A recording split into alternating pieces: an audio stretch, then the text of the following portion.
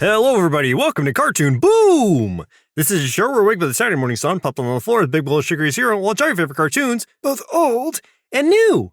I'm Joseph. Oh, plug me in. My battery's draining. I'm Chris. And this morning, we watched The Brave Little Toaster. This was suggested to us by Jason Abernathy via YouTube. Thank you, Jason. Thank you, Jason. I came into this expecting to be happier after I was done with it, but I feel like... Are you depressed? I wouldn't say depressed. It had a happy ending, but man, it really hit some points hard emotionally, which we'll get into. It was a lot darker than I remember. I know that much. I think I had a few feelings of like some heaviness or darkness surrounding this going in, but there's some moments for sure. Woo! I've never seen this. I had not seen this before today. Oh, that's right. I was thinking, oh, this is going to be like a fun kids movie, and this toaster's just going to be happy the whole time.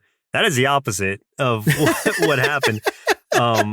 It had a happy ending, which may have been too happy, I guess, after the journey, but we'll get into it. We'll break it down. So the movie Brave Little Toaster came out in 1987, based on Brave Little Toaster by Thomas M. Dish in 1980, directed by Jerry Reese, screenplay by Jerry Reese and Joe Ranft.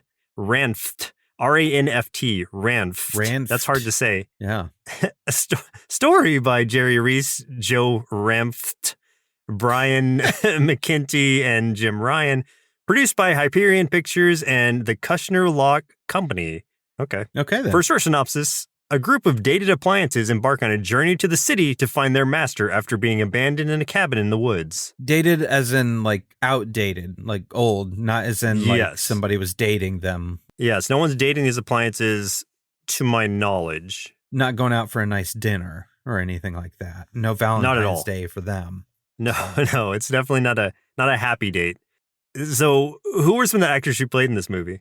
And like as I get into that real quick, thank you once again to our listener John Coulis, who sent a lot of this info to us. So thank you, John, for doing some of the research for me. The voice of the toaster was provided by Deanna Oliver, who doesn't usually do a lot of voice acting. She's done a few things here and there, but she's generally been a writer and been doing other things behind the scenes of a lot of shows. She was a writer for the original Animaniacs show and Tiny Toon Adventures. The voice of Blanky was Timothy E. Day. The voice of Lampy was Timothy Stack. Are you noticing a trend with some of these appliance names? It's like appliance. You take like part of the name of the appliance off and then add a Y on it. Yeah, Blanky, Lampy. I was a little disappointed it wasn't vacuumy. Yeah, vacuumy. Wait, would it have been that, or would it have been sucky? Well, there were some suck references in the movie for sure. That is true. So the voice of Lampy was Timothy Stack, who's known for live action shows like Son of the Beach, My Name is Earl, and Parker Lewis Can't Lose. Oh, Son of the Beach. Okay, I get it. Son of the Beach. I get it. Took me a sec. I get it.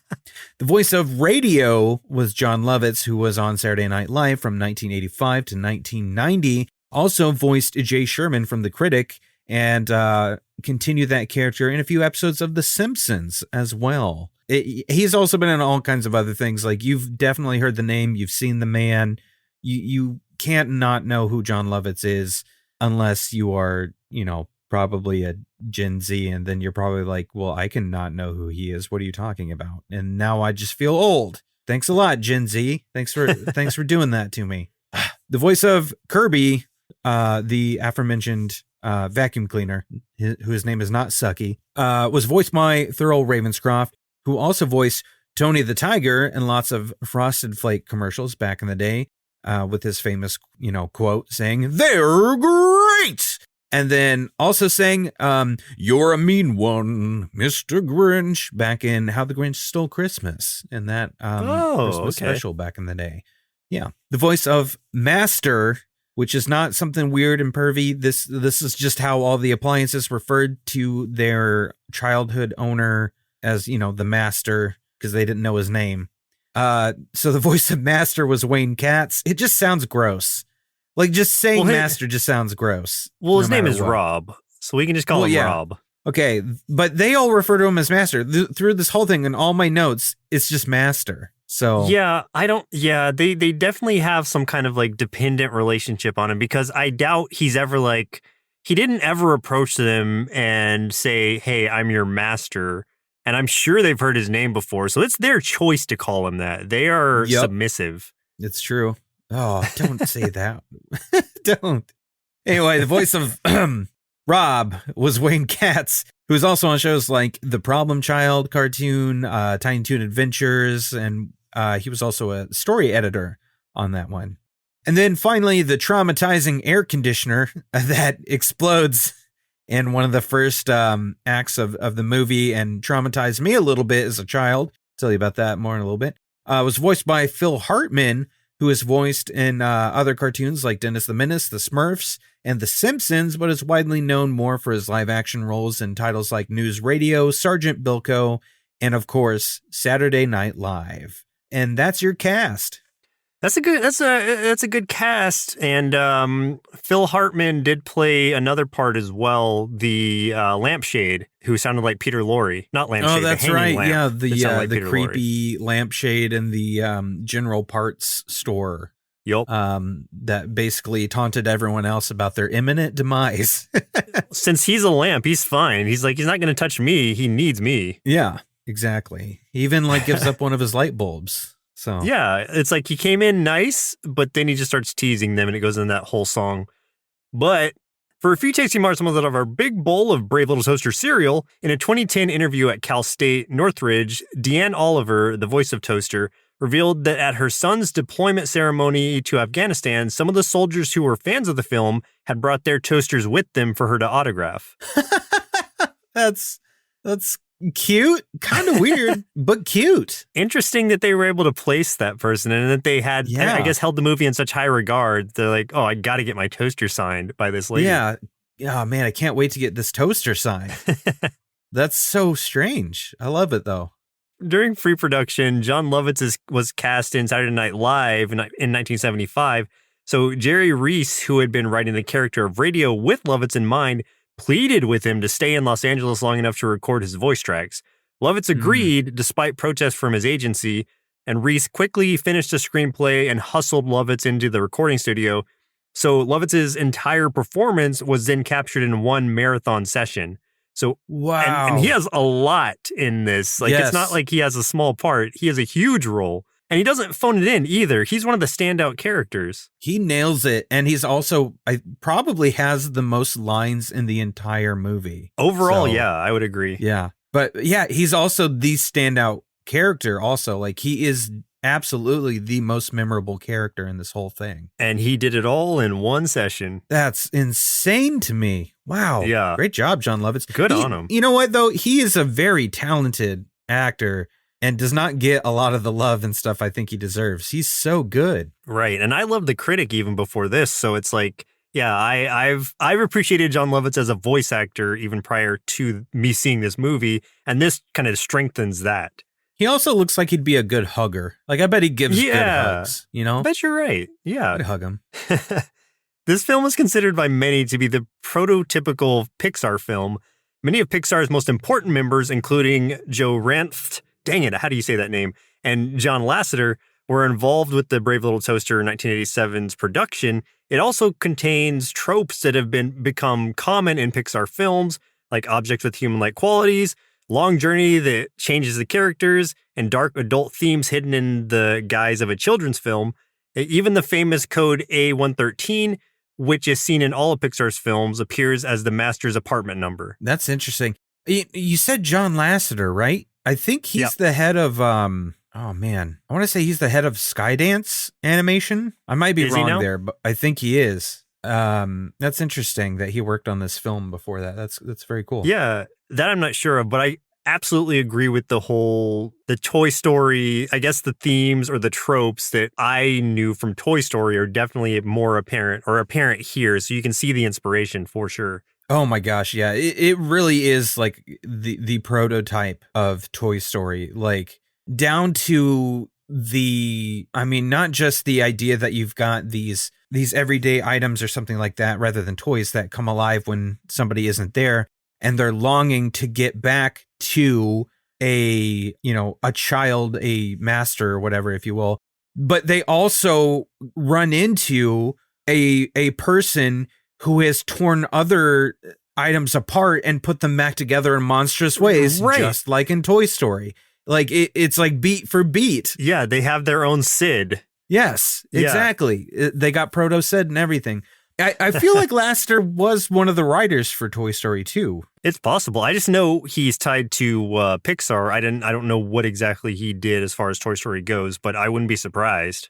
And I'm saying this because I did a not to plug stuff I do, but I did a voiceover recently about the history of Pixar. I want to say he was one of the founders of Pixar in some degree, and I think with that he did help write Toy Story and Toy Story 2, I believe. I wouldn't be surprised. So that makes sense where a lot of this feels so familiar. Man, that's so interesting. Appliance Story just doesn't have the same ring to it. So Yeah, Appliance Kitchen Story.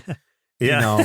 You could try, but I don't know. Right. So despite making virtually no money or impact on the general public due to how poorly its distribution was handled, it was a massively popular home video release in the late 80s, early 90s, and for many millennials is considered one of the best animated films of its era. I had always thought this was a 90s film, so that's probably because of that, because I didn't see it on video until around that time. And I never saw the movie, but I just saw that it was distributed at that time. And I guess that makes sense that it was just so poorly marketed and plus I was only like 5 at the end of the 80s, so I guess I wouldn't have really thought about it, but I don't remember it being around in the 80s at all. No, I never saw it in theaters. I definitely only saw it on VHS and in the 90s. And at the time I thought that was like a newer, film. So yeah, it must have been because it was marketed so poorly. Because any other cartoon or something like that, big cartoon movie, even as kids at like 5 or something like that, you're on top of that stuff, because it's like so hyped. Right. Like Land Before Time, stuff like that. Yeah. Anytime a new cartoon like that is coming, the marketing is crazy to kids and stuff. And you always know about it. Land Before Time stuff, anything Disney, like we always know it's coming. So yeah, it's odd to me that they dropped the ball so badly with this, but it seems like they really hit the market though with the VHS tapes where they really kind of fixed their mistakes. Yeah, and that's when they found their larger audience. When Toaster goes through the phone book to find Master's address, the names he goes through reference other Disney films like Pan Peter, White Snow, a Bambi Deer, Puppet Wooden, and Flying Elephant, etc. And other names include various place names like York New, River, Mississippi, Angeles Lost, and names of the appliances Toaster Brave, Lamp Bright, Yellow Blanky, Vacuum Gruff, Radio Loud, and Master Young. So it's such a quick scene that like I didn't really have time to look at it, and I didn't pause it to look at the phone book, but all those names and probably more are listed on that phone book when they're looking for where their master is. Oh, that's cool. They know their master's name, so why? I don't know why they keep calling. Anyway, that's a whole nother issue. Yeah, it's a appliance fetish thing, They just, yeah, I don't know. right. Submissive appliances. I get it. Yeah, they're just trying to serve. There's a whole market for it now. Before we get into the plot of the movie, just a heads up, we've got new merch available this month of February in the store. So if you go to nerdsloth.com and click on store, you can get your Sloth Hug t-shirt, as well as the sticker of the month, Rochelle's Pyro Club lighter, a staple in the Nerdsloth live streams on Twitch. If you're ever joining us there, you've seen us talk about the Pyro Club. If you haven't, make sure you do catch us at twitch.tv/nerdsloth, where we stream 3 times a week, Mondays, Thursdays, and Saturdays. Huge thank you to the members of the Nerdsloth Treehouse, specifically to our newest Twig level member, Fernando. Thank you so much for helping to take that extra step and offer financial support to keep our little indie network floating. If anyone else is interested in learning about becoming a Treehouse member, head over to patreon.com/nerdsloth and check out the available tiers of membership. Twig members like Fernando also get access to monthly bonus episodes of Cartoon Boom and one of our other Nerdsloth shows, A Little Spooky. So if that sounds like something you'd be interested in, head over there, take a look at all of the benefit options with more to be added in the future. One last item here. I promise. If you're into gaming at all, and you know that if you are familiar with Joseph and I, or if you listen to our other podcast, Party in Peril, you know we're into gaming. Joseph and I recently got to interview some of the crew from Long Dog Games about Paracle Gathering Darkness, a new hybrid game that is currently seeking funding on Kickstarter. Paracle Gathering Darkness is a TTRPG like Dungeons and Dragons that comes with pre-made maps and tokens in the vein of Gloomhaven, but plays without a game master, and instead uses a software called Lore Master to guide you through with immersive storytelling, music, narrated NPCs, and beautiful cutscenes. You can check out our interview with the creators and learn all about how the game works on our YouTube channel, youtube.com/nerdsloth. And to learn more about the Kickstarter, which is live right now, head over to periclethegame.com. That is Pericle spelled Pericle, periclethegame.com. I'm done, I promise. All right, so let's go ahead and start talking about the movie. We gave you the general synopsis of it. We're starting in this broken down cabin and getting to see the interactions of these appliances who have been, personless, masterless for years now because the family has moved away. So they are really just kind of keeping up hope that one day Rob, their master, will come back. So it's like, it gets a little sad here because like every time they hear a car, like your pets do whenever they hear a car and they think it's you, so they get all excited. I don't want to think about this. Don't do this to me. No, you have to personify or pet-sonify it to really feel it, where you see them getting excited, like they look out the window and then their defeat when it's just a car passing by is palpable. You understand this feeling even in these inanimate objects. This is why we work from home now, so our pets don't have to go through this. Yeah, they've set up this whole thing. Yeah, exactly. Oh man, that made me my brain just went down a whole conspiracy hole thinking about this, about pets and why we're all working from home now. And why they're immune to the virus. Interesting. Yeah, it's very convenient, huh? Okay, I got to pull myself out before this gets real dark. So yeah, they're kind of keeping the cabin clean and everything, and just holding out hope that they'll come back and everything will be all nice and in tip top shape by the time he comes back. But every time a car comes by, it just keeps going and they don't come back. And then one of the main things is, we get introduced to each of these characters pretty quickly in that scene. Toaster is kind of your, Toaster is hard for me to describe personality wise right off the bat, because Toaster just kind of seems to be, I don't want to say the lead in, the everyman, but kind of is. Toaster's the one who, since I guess a toaster in this general sense doesn't really have a use that can be, or doesn't really have like a purpose that can be utilized on an adventure. Toaster in this sense is more of the glue that holds this group together. Yeah, Toaster's kind of like, I guess, the optimism and the one holding everyone together, and sort of the nondescript leader as well in a way. Right. Blanky is a small electric blanket who's very childish, just is always looking for comfort, is very afraid, is very sad. Just like that's the one that pines after their master the most. Lampy is a little bit of a know-it-all goofball, a little sarcastic, and kind of easily pokes fun of the others and stuff like that. We've got Radio, who is sort of the life of the party one, always talking, always making noise. Kind of annoys everybody, but everyone kind of loves him anyway. Usually the one to lift people's spirits as well, because we'll, play music or we'll voice something that sounds like a radio production or a news alert, but is usually using that voice to say something about the situation they're in, or to give praise to someone else in the group for having done something. So in a way, kind of deflecting and almost acting like it's not Radio itself saying these things, but kind of making a production of rewarding somebody else in their group, which is kind of sweet. And then the last member of the group was Kirby, who is the grumpy vacuum cleaner, who is kind of a Grinch, cares about everybody, but doesn't want them to know he does, and does not like being accused of caring about anybody else, and wants to believe that he can do everything himself. So Right. He's the stick in the mud. He's the one who's like, he's no fun. He won't call anybody by their nicknames, I guess. He calls Blanky Blanket. Like he's very a strict and literal person. Yeah. And all of these characters, they all have their personality traits, but they all sort of learn lessons along the way too, which I think is really endearing about it.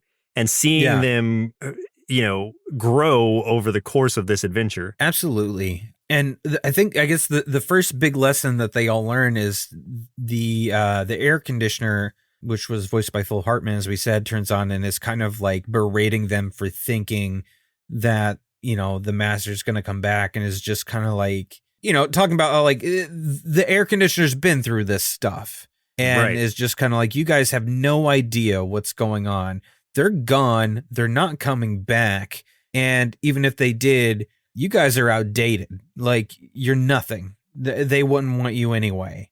Yeah, and he's doing this in like a Jack Nicholson type delivery. And he's the realist who is just saying all this. And then they accuse him of being jealous because he can't move. And that's when he just gets furious and is like, I'm designed to be stuck here. I'm not an invalid. I'm still useful. Because the master couldn't reach me because, he was too small. It's like, that's when, he overheats and he explodes. And basically he's dead at that point, as far as appliances go. As a kid, that terrified me. That was such a scary scene. Like, out of everything that happened in this movie, even including the firefighter clown, which we'll talk about later. Oh, yeah.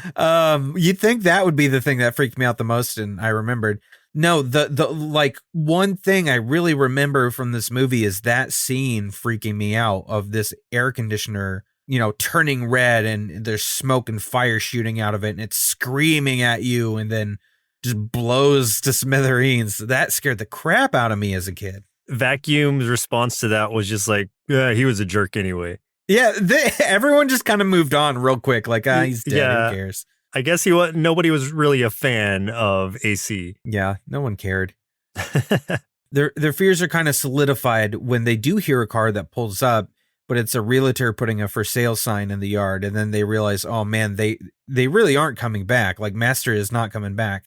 So that's when Toaster decides, hey, well, then I'm going to go to him. And slowly but surely, everybody decides to go with Toaster on this perilous journey through basically the unknown, like through the outside, through the city, to find their master. And I like what they set up to do it. Like the idea, and I gotta say, there is a lot of creativity with this movie. If nothing else, there's a lot of creativity with how they use the appliances and some of the other things, but how they rig up that office chair with the car battery and all of the surge protectors and stuff like that. I thought it was just super clever. I really liked that. That's definitely something I wanted to touch on before we move forward, is that I was wondering how they're going to take on plugs being a part of everything, because we see that these appliances don't need to be plugged in to be alive or, to move, but they do need to be plugged in to function, to perform whatever function they have. So I was wondering how they were going to do that while moving. I just thought they were going to ignore it and just move on. But no, they really touched into it with that, like you said, car battery and being hooked up to that on their way. So they're kind of like literally kind of stuck with each other as they go on this journey. Yeah. And it was just interesting how they did it. They rigged this car battery to this office chair, and then Vacuum, Kirby, would move everyone along with his cord wrapped around the chair, pulling everybody else sitting on top of it. And when they need to recharge, they would plug into those surge protectors, which are attached to the car battery. And they basically had like a mobile energy source, which is really interesting. But like it almost, they almost got into some trouble, because at one point, like farther into the movie, the car battery dies. And it's right around the time that there was like a big storm, and the wind catches Blanky and he gets blown away, and they're trying to see him, and Lamp doesn't have enough juice, to he can't, find him. He can't look through the trees and stuff. And I thought this was crazy too, because it was just like, wow, he's gonna kill himself. He uses himself as a lightning rod. Yeah. So he gets struck by lightning to make sure that the car battery gets the electricity it needs to gets recharge. that recharge. Yes. Yeah, that was such a good scene. That is a great scene, but you don't want to gloss over the reason that scene happened, because prior to this journey, Lamp would not have done that. He would not have had the foresight to do it. But after seeing Toaster helping Blanky in that I guess when he turns into a tent and he like snuggles up to him, like that's when he starts questioning Toaster. He's like, why are you being so nice to him? I don't get it. Because at that point, Lampy didn't understand empathy or I guess relating to others in that way. So he learned that lesson in that period of time. And I'm really shortening and abbreviating that, but just to move forward with it, I want to make sure that it's understood that that is a huge moment for Lampy, because it was a big learning moment for him and showed that he did take something away from that conversation. Yeah, it was kind of foreshadowed too in that the first night that they all had by themselves, Blanky, because he's a blanket, he's trying to cuddle up, he's trying to snuggle with everybody, but everybody wants their own space. Like Radio literally even draws a line in the sand and is like, nobody can cross this line. He draws like a complete circle with his antenna around them, and I thought that was hilarious. And everybody's like yelling at him, like, go snuggle somewhere else. And, Lampy was definitely one of those people that's just like, leave me alone. Like, what's wrong with you? Sort of thing. So like, yeah, he didn't understand why Toaster started being nice to Blanky at that point. And Toaster had saved Blanky from some frogs before then too, that were trying to steal him away and stuff. Yeah. Also though, so, okay, these sort of chain off of each other now that I'm thinking about it. So the reason that Toaster helped Blanky was because he saw that what happens when you neglect something that's trying to show you affection in the form of a flower. Oh, yeah, the flower scene. The flower saw its reflection in Toaster after this, the scene by the pond and the flower bed, whatever. Yeah. And the flower was trying to like get up close to Toaster, thinking it was another flower because of the reflection. And Toaster just neglects it and like backs off and runs away. And then as Toaster looks back at the flower, like you see it wilting and dying. And it's like, oh, okay. Yeah. So neglecting this thing that has opened up to me has led to its death, which is why he then, in turn, is nice to Blanky, who is, in a sense, parallel to what the flower is doing, trying to show affection, and they are neglecting him. So not wanting that to happen to Blanky, that's when he starts showing affection, which is what leads to Lampy's trying to almost sacrificing himself, becoming the lightning rod to charge the battery. So it all changed together, and it's a beautiful thing that you kind of have to break down. I'm breaking it down in my head right now, which is why I'm saying it all, but it all makes it's all tied together is what I'm getting at. Yeah, and it's kind of crazy just how much of an impact all these scenes do have on each other, because like even watching the movie, like I didn't even think about it that deeply until we started talking about it now, and I'm like, oh my god, yeah, the seeds for all of this were planted so far in advance, and that all these separate characters' moments of growth are all actually tied together. And I feel like that doesn't happen super often. I feel like everybody experiences like these, like characters will typically experience a moment of growth that's unique to them. And, it'll come at different moments and stuff like that. But these are very, very tied together. And they're not overstated either. It's not obvious, which is why we're kind of breaking it down now. They're subtle, but they are apparent.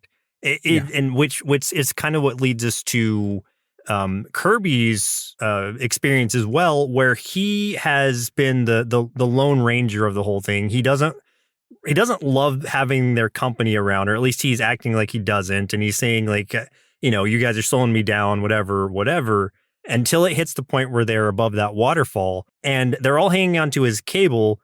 And then they all just fall down, presumably to their deaths, into this like ravine below. And that moment was so powerful because it doesn't give you any like like crazy music or anything. It just it goes silent for just a minute, and you see him just looking down there and kind of panicking, Kirby, because he's the only one left up there and not knowing what to do. And it does that zoom out like a couple times where it's like, wow, he is completely alone. You see how alone he is by just seeing all that clear space around him. And you can feel how alone he is just by the expressions that he makes, which is what leads him to jump down into the water, not really knowing what's going to happen, but hoping that he can still save his friends. Yeah, he ends up saving all of them one by one. And it's like right before that scene took place too, like he had, said before that, he doesn't need any of them. Then he gets put in that situation where, well, he almost gets his wish because everybody's gone. He's by himself. Mm-hmm. And then he's like forced to make that decision. Well, do I actually not need all of them, or do I actually need them? And he knows that he does need them. So he puts himself in peril to save them all. And yeah, it was such a powerful scene when he leaps over that cliff. It's like, oh my gosh. What lesson would you say Radio learns? Do you think it's just like teamwork? I don't know if his was as a parent. Well, I think Radio's was a lot more subtle. I think Radio learned a little bit of empathy and caring and stuff as well. Because, like, I'll say too, like, Radio did that thing, and I called it out a little bit earlier, where before, let's say like something would happen, Radio he was always just making jokes and stuff. He never took any of the situation seriously. But these moments would happen, these moments of growth, these moments that had weight to them. And instead of making jokes and stuff like that, I mean, he would still do it, I guess, in a little bit of his jokey way. And it's kind of these moments of like him acknowledging that the other characters did something really special and him letting them know that he knows that what they did was meaningful.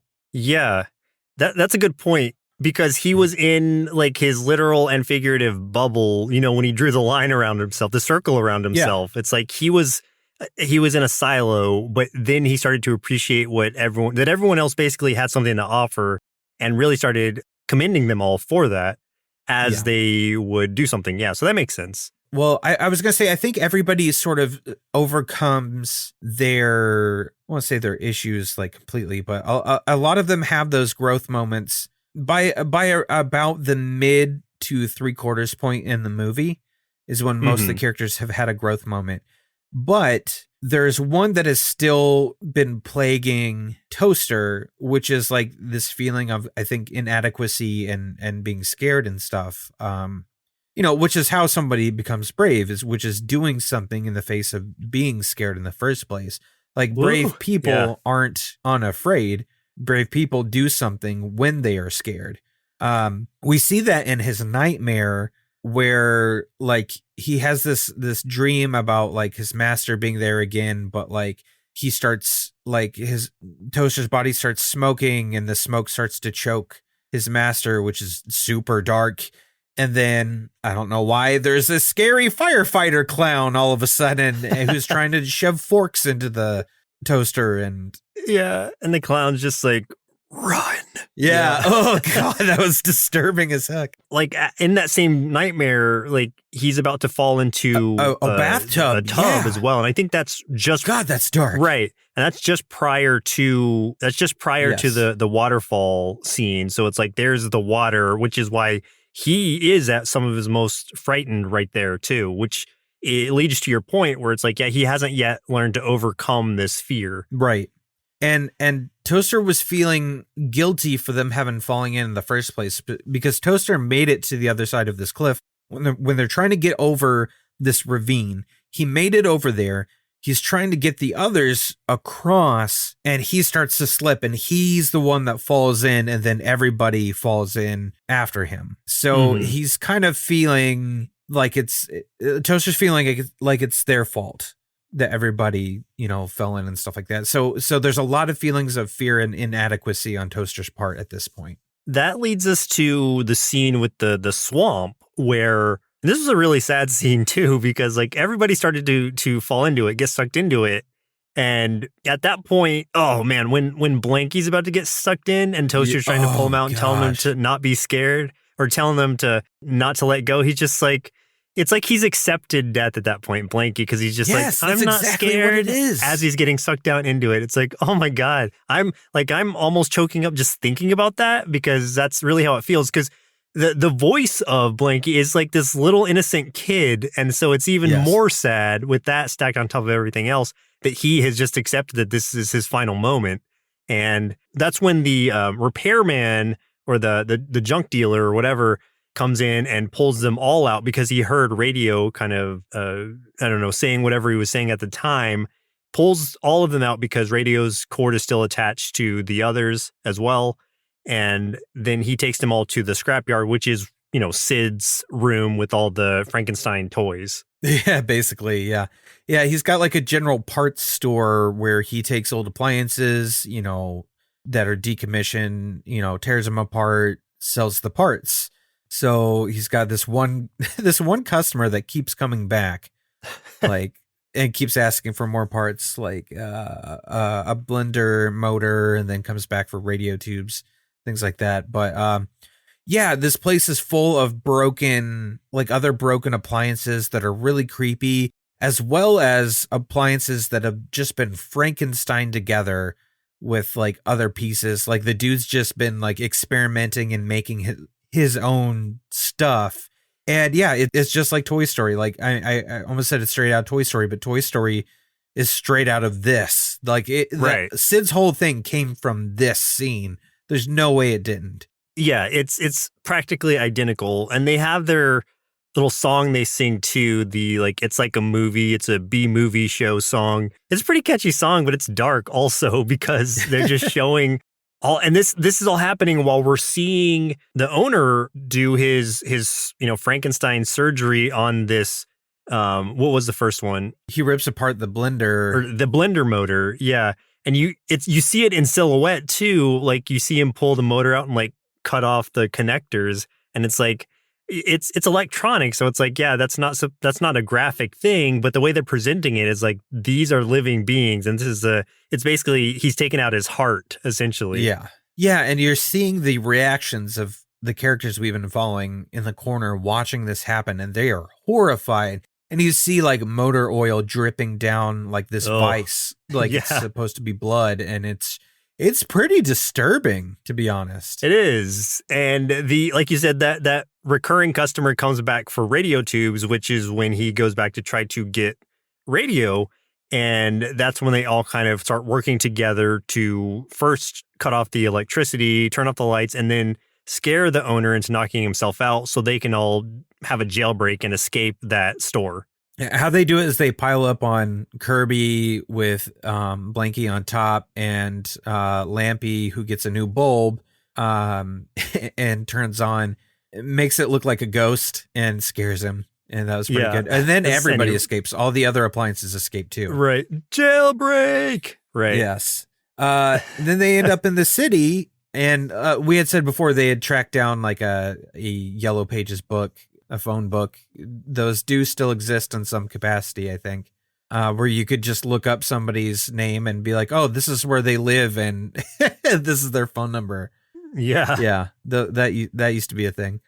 At the same time, while this is happening, we finally get to see more grown up Rob, the master, who is now going off to college. So his plan is to go back to the cabin to pick up these old appliances that are trying to find him, because he thinks they'll fit nicely in his new dorm that he's going to. So he and I guess his girlfriend, Chris, go start heading towards the cabin. And then simultaneously, we're seeing the appliances, our heroes, like come towards his apartment, which he has now abandoned. And that's when we also get to see that there's these new appliances, his mother's appliances at the new apartment, that are jealous or envious of the fact that he wants to take the old ones instead of them with him. Yeah, not happy about it. And once they get there, there's another song. It's not great. No, the song, it's like more something. There's a lot of songs in I say there's a lot of, there's like 4 songs in this movie, and well, yeah. There's like two standout ones. Nah. The other appliances definitely sabotage our group here, and just talking about how they're not needed, how they're not wanted, end up throwing them out of the window once they arrive into a dumpster, and then a dump truck comes and picks up the dumpster and carries it away to the junkyard. But lucky for them, one of their old friends from the cabin, there was an old television there. And that TV, was still friends with them, really missed them and stuff like that, saw everything that happened. Eventually, when the master gets back and is bummed out because all of his stuff is gone, he thinks, the place got ransacked and stolen, his stuff got stolen or something. The TV is like doing all these kinds of things, making up all these fake commercials and stuff to try to get him to go to that junkyard.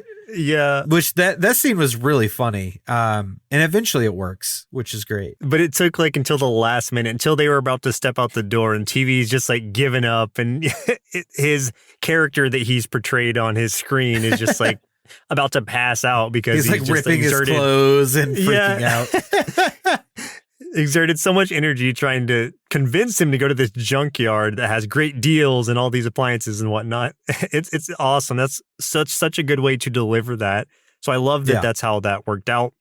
Which takes us to the graveyard. We get that song about sorry, yes. Well, the appliance graveyard, which is the junkyard. Basically, so we get that song about being worthless from all these. We get a whole song about being worthless. Used cars that are on their final moments. So basically, the song is them talking about what they did when they were in their prime, and then how they're no longer needed. And as they're singing, you're seeing them going and getting crushed down into those cubes at the junkyard. So it's a really, it's an upbeat song tempo wise, but it's also a really sad song when you listen to it and watch what's happening. Kind of want to make that song my ringtone. Just a song about being worthless. Yeah. Oh man. Anyway, there's this big magnet like you picture in junkyards and stuff like that, like this big magnet that picks up the cars and all the other junk, puts it on a conveyor belt and stuff. This magnet just has it out for them, is just going after them as much as it can. Even when their master finally shows up, eventually after some things happen, starts finding some of them, the magnet still comes after them, picks them up along with the master, and drops them on the conveyor belt to get smashed into the thing. So, Rob's gonna die. Yeah. And it's up to Toaster, who is the only one that hasn't gotten caught yet. And Toaster's looking down, and man, this scene is looking down at the gears of this machine that is going to crush his master. And I want to know from your perspective what you thought was going to happen. Okay, since this was my first time seeing this, I had no idea the scene was coming, so I didn't know what to expect. And I see him, the master's hand about to be crushed, his whole body about to be crushed by this, crushing machine. And Toaster is just standing there looking down in horror. And I'm like, how is he going to save him? I didn't think about the gears. I didn't see him looking at the gears. I was like, is he just going to jump down and try to pull him off of it? I didn't consider a sacrifice, but that's exactly what happened, where he thinks about it. And he finally lives up to his title, of being brave. He overcomes his fear and jumps into the gears. And it's not like an off-screen thing. You're seeing him be crushed by these gears as they're stopping. Mangled to heck. You're like, yeah, it's bad. Yeah. So I was like, oh, Toaster's gone. This is like a tribute to Toaster. Yeah, Toaster gets it's pretty rough. I was shocked, not in a bad way or a good way. I was just shocked. Yeah. But it saves the master. It does. For a happy ending, though, Master takes what's left of Toaster back home. Somehow, even though it is totally destroyed, ends up fixing him somehow. Yeah. I don't know how that would have worked. I have multiple questions there. A, how did he fix him? B, how did he get him in the first place? Why did he just pull this hunk of metal out of the gears? Because did he know that was his old toaster that did that? I don't understand why he wasn't just well, I got the rest of my appliances. I guess my toaster's gone. Right. That part I was like, okay, I see why they forced it to make it a happy ending, but I wish there were more connecting threads to make it make more sense to me. Sure. What if What if like the only thing that's left of Toaster is like the little like one of the little slots, and the picture of that they had been carrying around of their master pops out of it like a piece of toast. Oh, And then that's how he knows. see, that would have been more clever. Yes. Right? That's what I'm saying. That would have been great. And yet, or if Toaster had if the scraps of Toaster had fallen down after the gears had stopped and, Sure. into the pile with the other appliances, there are multiple ways they could have approached it. I don't think this was the best one. It was a happy ending, yes, but I don't think it was earned exactly. Yeah. But he ends up fixing Toaster, and then he takes them all off to college. And yay, everybody's happy. Well, Chris, looks like it's about time we send our inner kids to that abandoned cottage in the woods to hang out with random unused appliances, I guess? Then see what they thought of the brave little toaster. I always expected the things in my house could actually talk, but I didn't want it to be true. And this movie really confirmed it. I just hope mine are just as loyal, because that toilet, he's seen things. This movie taught me a few very valuable lessons, like how everyone is useful in their own way, how painful it can be to reject the feelings of others, and how I definitely need to treat my appliances with a little more respect. No more blowing up hot dogs in microwavy, I guess.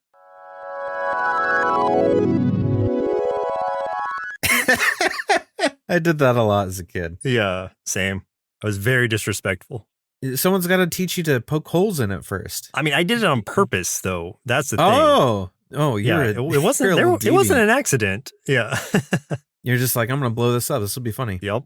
So, what were some of the things that you liked about this movie? And I'm really interested to hear from you, especially since this was your first time seeing it. Yeah. So, like I said, I came in thinking this was just going to be like a fun little baby adventure for kids, but it ended up being so much more than that. I think they covered some very heavy emotional topics with these anthropomorphic appliances, which is actually a pretty smart route to take to deliver them in ways that a kid can better comprehend. So, yes, it's a little ridiculous to consider us caring so much about a toaster or a lamp or a vacuum that much, but the same could be said about those toys in the Toy Story movies that have definitely brought me to tears multiple times.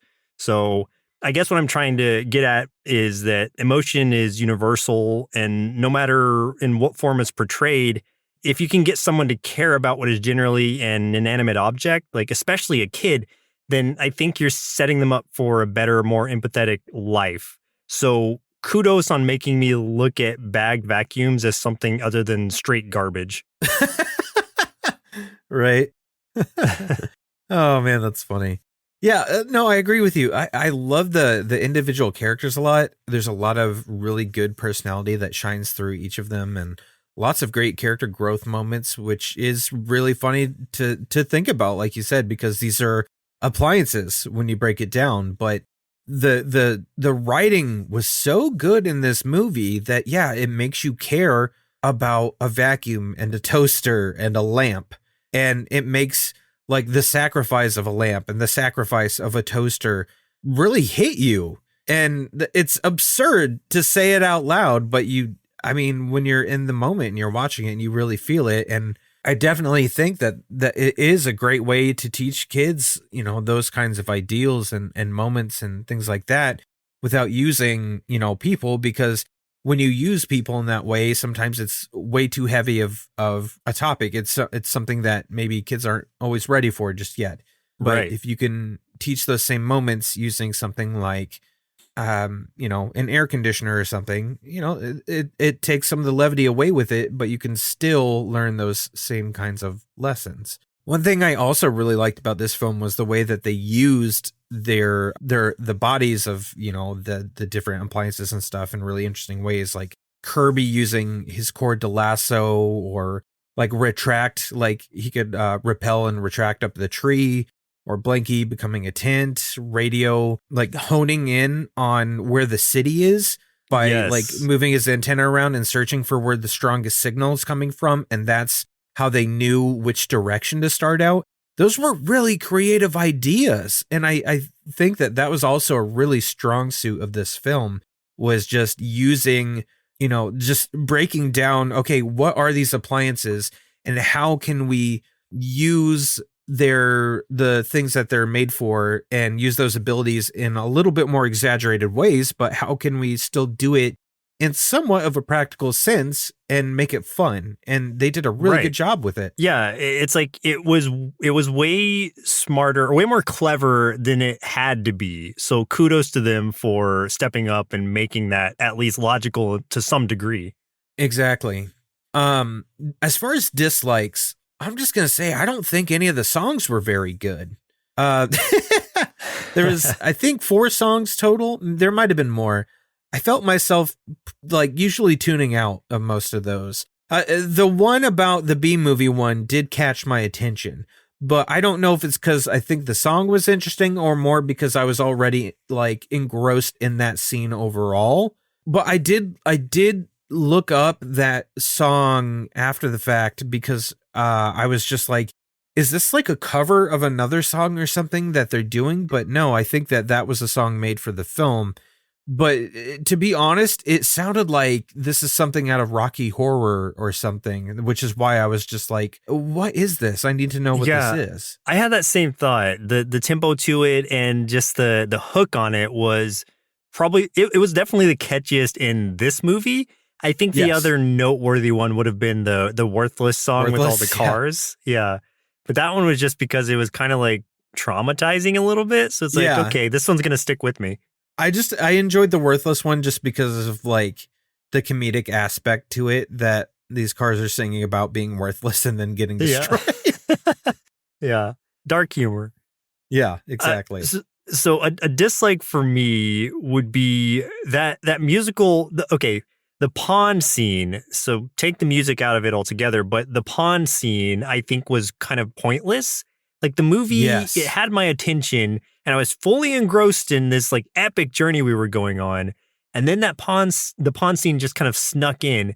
So all the cheerful creatures singing, dancing, and chasing down that poor worm, like it just felt really out of place when you look at the tone of the movie that it had set up at that point.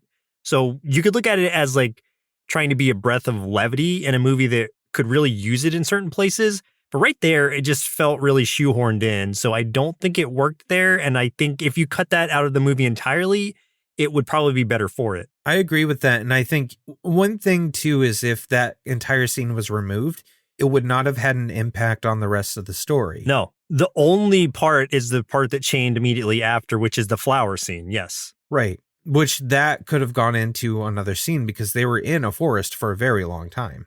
Right. So I think if you have an entire scene that were removed, it would have no impact on the story whatsoever or change your opinion on like the outcome or anything like that. Then it's probably something that could be left on the cutting room floor. And I agree with that completely too, because there were a few points where I felt like the pace dragged a little bit. That was the absolute point that was by far the biggest offender. And that's way early into the journey too. And so it kind of sets you up right off the bat. If the journey begins, that's like the first big thing that happens is just like this scene that is kind of nothing. And it kind of sets you up at first of like, oh God, this is going to be a slog of a movie to get through. And I don't even want to take notes now. But, you know, it's like once you get through that scene, everything else is done pretty well. And I don't have many other complaints to go from, but yeah, that one was rough. My only other complaint about this movie, at least in a general sense, is I think while the junkyard ending had me really on the edge of my seat, we were talking about it earlier, so I want to dive into it a little bit more. After he threw himself into those gears to save Rob, I think that the problem I had was that like no one showed any reaction to it because they didn't give them time to. I think if you had cut out that pond scene and just made this a longer scene of like sadness of like, oh, our friend just sacrificed himself, give them a moment of silence and maybe some shared grief from the other appliances at least to lean into the fact that Toaster is gone for good to their knowledge. Because jumping over to him getting fixed up by Rob immediately after that scene robs it of most of its power, robs that the emotion out of that scene. and how to get the toaster back in the first place.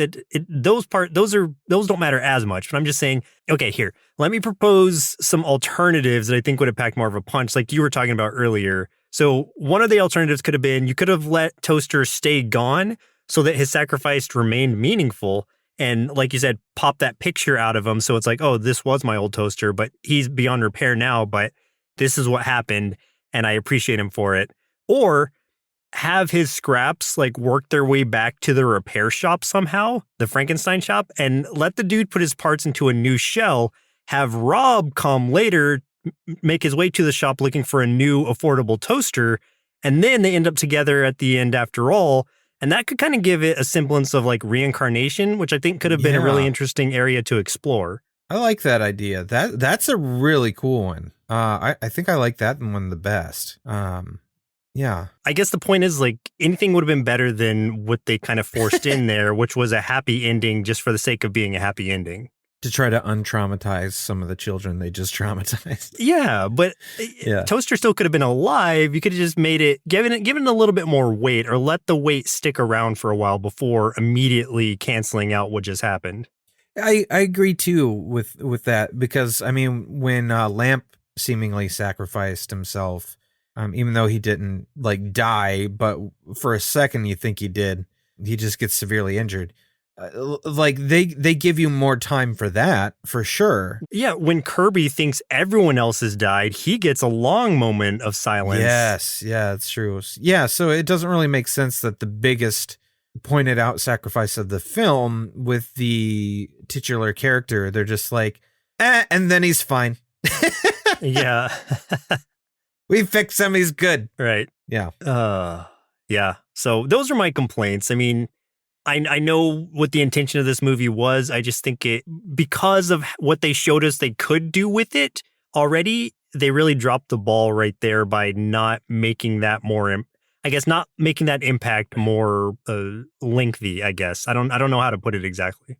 No, that makes sense. I like they did so well for so long, built up to this big thing, and then they fumbled it at the end. Yeah, exactly. Yeah. Yep. Yeah. Kind of like in this past Super Bowl. Oh my gosh. Yeah. I found a way to tie in a sport. You did it. That's what you talked called, about, right? a sport ball. Yeah. A sport. I think they're called sports. So what would you rate this overall? I think so. Even though this movie ended up being much darker than I expected and had pacing issues at times, and I think could have had a stronger finale for sure, I still think it's worth a watch and really does have some poignant life lessons nestled within it. So overall, I'd give The Brave Little Toaster 4 big bowls of Cinnamon Toaster Crunch cereal out of 5. And give it a watch. Cinnamon Toaster Crunch. Oh, rude. Wow. Ouch. Yeah, I think it was a fairly decent movie. It's not one that I felt the need to come back to, but man, I was surprised when I did come back to it, and I enjoyed the trip watching it again and seeing these characters, and found so many nuances to this movie I didn't expect to find. There's so much more depth and heart and excellence to the storytelling that I never remembered or knew existed in this film. And the idea of this being a prototype of Toy Story is extremely evident with this. So I think if you are a fan of Toy Story, I think this is a movie you need to see, because I think it's going to give you a huge appreciation for it. So I would definitely recommend this movie to anybody, whether it's, for a kid or for a parent. I think you wouldn't hate watching it with your kids. And overall, I also would rate this 4 bowls of screaming, exploding air conditioner cereal out of 5. Yes. Did you know, or have you seen the other ones? I think there are 2 other movies. What? No. Like, where else are they going to go? So do they got to throw the ring into Mordor? Like, what else? What other journeys do they have? Okay, there was a movie that came out in 97 called The Brave Little Toaster to the Rescue. And I guess they're on like a road trip there. And then the next one, this was the best, that came out in 98 is The Brave Little Toaster Goes to Mars. What? What? I don't know. Why? I think this is one that did not need to be a franchise for sure. Let it stick with what it had. So my recommendation, having not seen these two, would still be don't watch the other two. Just watch the first one and appreciate it. Well, I got to tell you one thing. I did not realize until we did this episode that this was a Disney movie. I never knew back in the day that this was a Disney film. I had no idea. Yeah, I think the timing of it was just so strange that we just didn't really consider it one. Yeah, and it never got that Disney treatment to it. And it doesn't look like other Disney films, you know? Yeah, I heard something about that in some research I was doing, and I don't remember it exactly, so don't quote me, but they were talking about how it had been in production for a while. The teams that were working on it got let go, and so it had to be pushed over to this other animation studio, which is why, like you were saying, it doesn't look like a regular Disney movie. And also probably why some of the production feels rushed in certain places.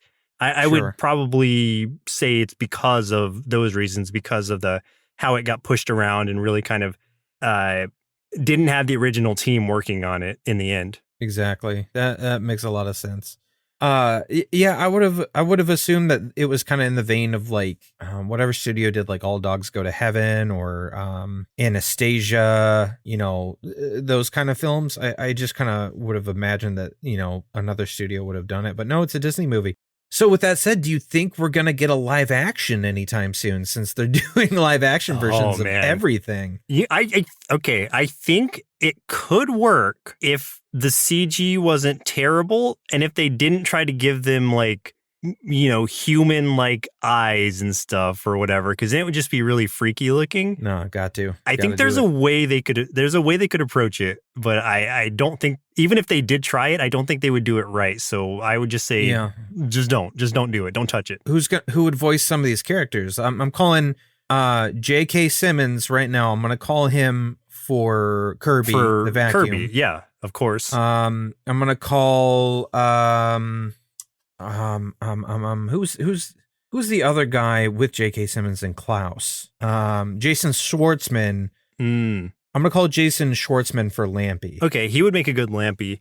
You would need to cast. It would need to be a woman for Toaster, because I think officially Toaster is actually a girl, even though they're they're appliances, they're sexless. But I think in some of the, I guess, press of it or something, Toaster is referred to as a girl.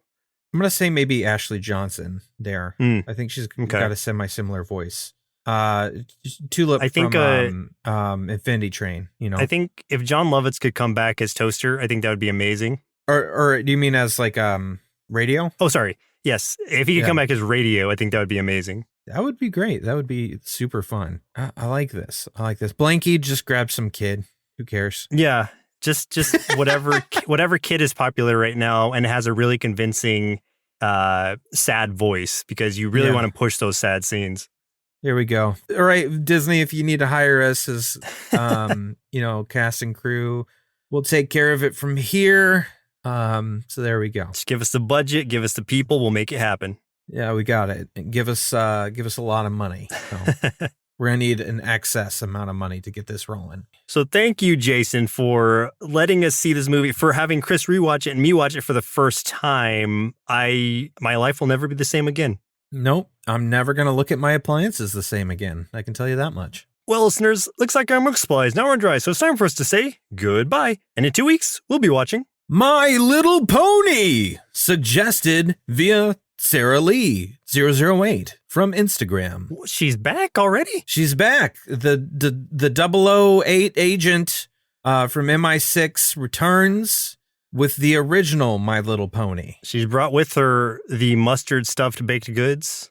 Oh, will you stop with the mustard? God, what's wrong with you? No, she's brought with her the power of bronies. So now this is the OG, the original. This is the OG, which did not have bronies, I suppose. The new version has bronies. Yeah, this isn't Friendship is Magic, but we did Friendship is Magic. We did that, and we enjoyed that for the most part. Yeah, it was fun. I get it. So I guess we'll see if the original is just as good, Or not, because this was at the bottom of the list. This was also one that was definitely designed to sell toys, which can sometimes be okay still, but we'll see how it holds up. A lot of good stuff happened that way. I mean, think of like He-Man, Transformers, Thundercats. A lot of our favorite stuff was all meant to be a toy grab, and it ended up being some of the greatest things to come out of the 80s and 90s. So Ninja Turtles. True. Yeah. So we'll see how this holds up. Yeah. Once again, I'm Joseph. And I'm Chris. And we'll see you in 2 Saturdays.